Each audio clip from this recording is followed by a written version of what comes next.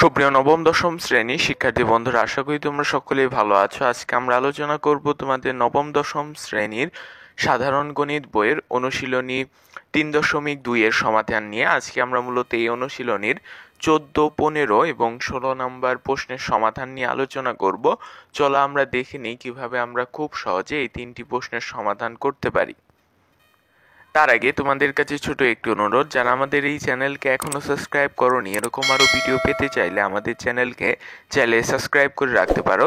দেখো 14 নম্বর প্রশ্নে কি বলা হয়েছে, যদি p minus q equal r হয় তবে দেখাও যে p cube minus q cube minus r cube equal 3p/r। দেওয়া আছে যে p মাইনাস কিউ ইকুয়াল কি আর দেওয়া আছে, আমাদের প্রশ্নেই বলা হয়েছে। এখন উভয় পক্ষকে আমরা ঘন করলাম। উভয় পক্ষকে ঘন করলে দেখো এখানে আমরা একটা অনুসিদ্ধান্ত প্রয়োগ করতে পারি। সেটা হচ্ছে কি, অনুসিদ্ধান্ত অনুযায়ী আমরা লিখতে পারি বা সূত্র অনুযায়ী লিখতে পারি যে p cube minus q cube minus 3p/q into p minus q equal কি আর কিউব। যেহেতু উভয় পক্ষকে ঘন করছি সেহেতু আর এর এখানেও কি কিউব এসেছে। এরপরে আমরা যদি এই যে p মাইনাস কিউ এর মান যদি বসাই, দেখো এখানে p মাইনাস কিউ এর মান কি দেওয়া ছিল আর, এখানে এইটুকুর বদলে আমরা লিখেছি হচ্ছে আর। তাহলে কি আমাদের কোনো সমস্যা আসে? আশা করি কোনো সমস্যা নেই। দেখো এখানে কি আর কিউব প্লাসের ছিল, এটাকে যদি আমরা পক্ষান্তর করে এইদিকে নিয়ে আসি সেজন্য দেখো এখানে মাইনাস হয়ে গেছে। এখানে কি মাইনাস পি কিউ আর ছিল, পক্ষান্তর করলে এখানে দেখো প্লাস পি কিউ আর হয়ে গেছে। একদম ছোট অঙ্ক, আশা করি বুঝতে পেরেছো। চলো আমরা এর পরবর্তী প্রশ্ন অর্থাৎ 15 নম্বর প্রশ্নের সমাধানটা দেখি। 15 নম্বর প্রশ্নে দেখো কি বলা হয়েছে যে 2x minus 2 divided by x equal 3 হলে তবে দেখাও যে 8 into x cube minus 1 by x cube equal 63। চলো আমরা প্রথমে কিভাবে সমাধান করতে পারি দেখে নিই। দেওয়া আছে যে 2x minus 2 divided by x equal 3। এখানে প্রথমে আমরা 2 কমন নিয়েছি। কেন 2 কমন নিলাম? দেখো এখানেও কি 2 আছে, আবার এটার উপরেও কি 2 আছে, সেহেতু আমরা এখান থেকে 2 কমন নিতে পারি। আশা করি বুঝতে পেরেছো। এরপরে আমরা দেখো কি করেছি, 2 যেহেতু এখানে গুণ আকারে ছিল, এটাকে যদি আমরা পক্ষান্তর করি তাহলে কি হবে, ভাগ হয়ে যাবে। সেজন্য দেখো এখানে কি ভাগ হয়ে গেছে। আশা করি বুঝতে পেরেছো। এরপরে আমরা আগের মতো উভয় পক্ষে কি বর্গ করেছি, উভয় পক্ষে ঘন করে, দুঃখিত, উভয় পক্ষে ঘন করে হবে, উভয় পক্ষে ঘন করেছি আগের মতোই। ঘন করলে আমরা দেখো এখানে একটা আগের মতো অনুসিদ্ধান্ত প্রয়োগ করতে পারি। সেই অনুসিদ্ধান্তটা হচ্ছে x cube minus 1 by x তার whole cube minus 3x into 1 by x into x minus 1 by x. X আর এক্স কি কাটা যায়। এখন এক্স মাইনাস 1 বাই এক্স, দেখো এটার মান কি 3/2 না? এখানে দেখো আমরা 3/2 মান বসিয়েছি। আবার এইখানে 3কে যদি আমরা ঘন করি অর্থাৎ 3 কিউব, তাহলে 3 কিউব ইকুয়াল আমরা কি জানি 27, আর 2 কিউব ইকুয়াল আমরা কি জানি 2 কিউব ইকুয়াল কি 8 না? আশা করি তোমরা এই বিষয়টা জানো। দেখো এখানে আমরা সাইড নোটে লিখে দিয়েছি যে x minus 1 by x equal 3/2 বসিয়ে। এখন 3 আর 3 গুণ করলে কত হয়? 3 3 9, সেজন্য দেখো উপরে 9 হয়েছে ডিভাইডেড বাই 2। এখন এটা কি মাইনাসের ছিল, পক্ষান্তর করে যদি তাহলে কি হবে, প্লাসের হবে। সেজন্য দেখো যখন আমরা এটাকে পক্ষান্তর করেছি তখন এখানে কি প্লাস 9 ডিভাইডেড বাই 2 হয়ে গেছে। এখন যদি আমরা লসাগু করে ভগ্নাংশের যোগ করি তাহলে দেখো আমরা কি পাই, 63 divided by 8। X minus 1 by x, x cube minus 1 by x কিউবের মান কত পেলাম আমরা? 63 ডিভাইডেড বাই 8। এখানে এখন যদি আমরা 8 দ্বারা গুণ করি উভয় পক্ষে, উভয় পক্ষে যদি আমরা 8 দ্বারা গুণ করি, এই 8 কাটা যাবে, তাই কি না? দেখো এই যে 8 গুণন 63 ডিভাইডেড বাই 8, এই 8 আর এই 8 কি কাটা যাবে। তাহলে 8 into x cube minus 1 by x cube equal কি পেলাম আমরা? 63। আশা করি বুঝতে পেরেছো কিভাবে আমরা এই 15 নম্বর প্রশ্নের সমাধানটা খুব সহজে করতে পারি। এরপরে আমরা আজকের ভিডিওর সর্বশেষ প্রশ্ন অর্থাৎ 16 নম্বর প্রশ্নের সমাধানটা কিভাবে করতে পারি সেটা দেখবো। যে আমাদের দেওয়া আছে a ইকুয়াল √6 প্লাস √5 হলে a to the power 6 minus 1 divided by a কিউবের মান কত?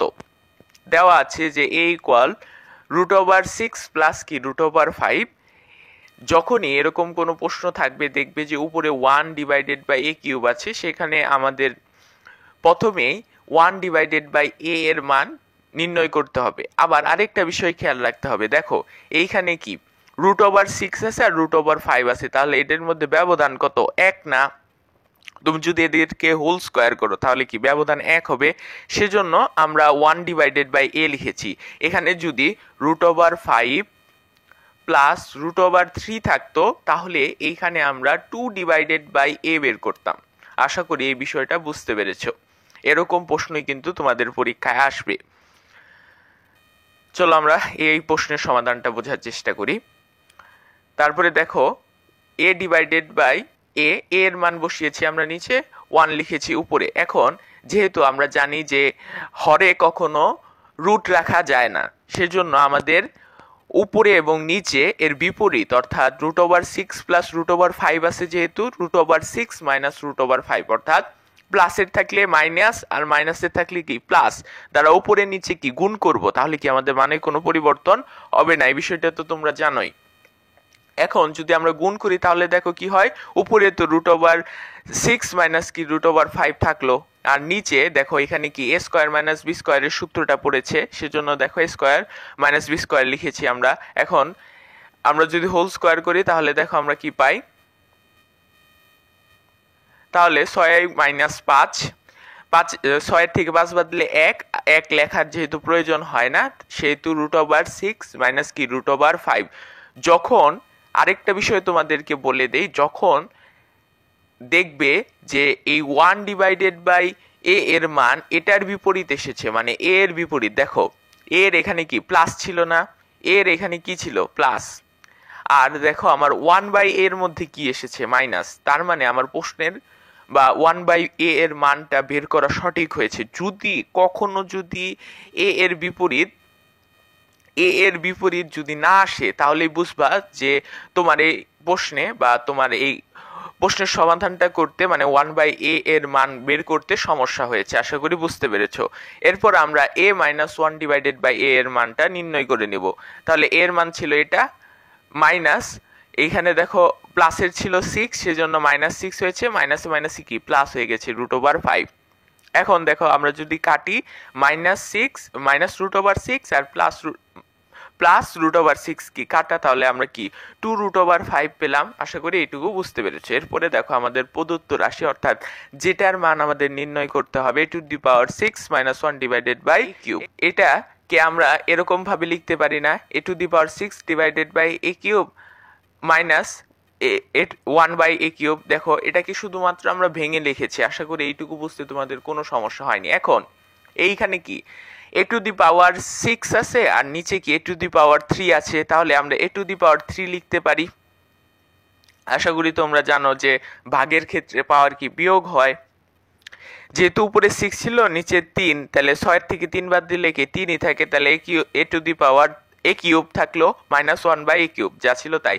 এখন আমরা যদি সূত্র প্রয়োগ করি তাহলে দেখো আমরা কি পাই, a - b³ plus 3ab into a - b, এটা হচ্ছে আমাদের সূত্র। সূত্র অনুযায়ী আমরা মানগুলো বসিয়েছি। তাহলে দেখো এখানে a আর a কাটা, a - 1/a তার মান পেয়েছিলাম 2√5, তার হোল কিউব প্লাস 3 ইন্টু 2√5।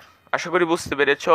8কে 2কে ঘন করলে আমরা পাই হচ্ছে 8, আর √5কে ঘন করলে আমরা পাই 5√5।